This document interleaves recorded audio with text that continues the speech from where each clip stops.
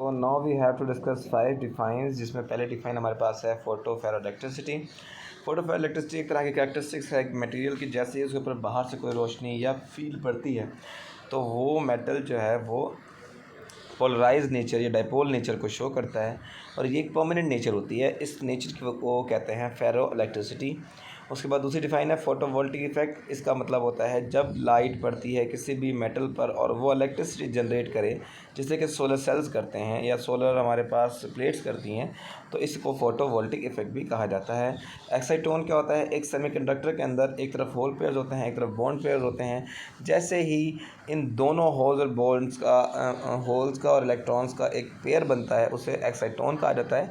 But ये एक specific condition है। ये तो मैंने आपको एक एग्जांपल दी है कि होल और इलेक्ट्रॉन का मिलना।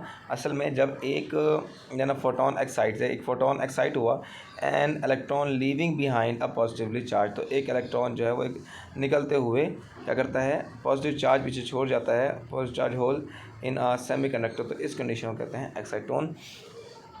उसके बाद है ferro electricity, the exhibit of a certain materials to generate a temporary voltage when they experience a charge in temperature, यानी कि जैसे चेंज इन टेम्परेचर तो जैसे ही किसी भी मेटल के अंदर या किसी भी मटेरियल में टेम्परेचर के चेंज होने से एक टेम्परेरी वोल्टेज निकले, तो उसे कहते हैं फेरो इलेक्ट्रिसिटी।